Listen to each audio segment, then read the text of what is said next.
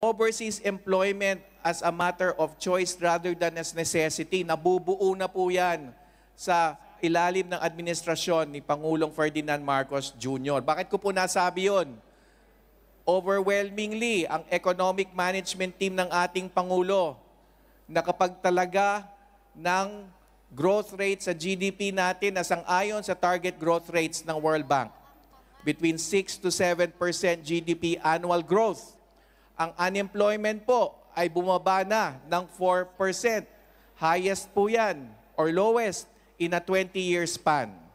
Underemployment, including underemployment of women, bumaba na rin below 12% and that's the lowest in a 25-year span.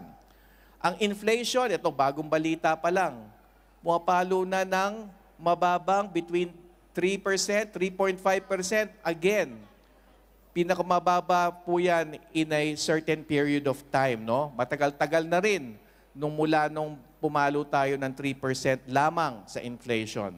Ang international visitors, target mga 450,000, umabot na mga 520,000 noong 2023 ang international visitors na dumalaw sa ating mahal na bayan. So there's no question.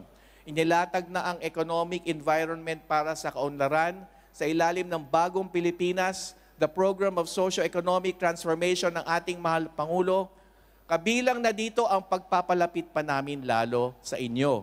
Alam nyo ba, sa utos ng ating mahal na Pangulo ay napalapit kami kahit papano ang Department of Migrant Workers. Kami magtatalaga po ng Migrant Workers Office, hindi na po nalalayo dito.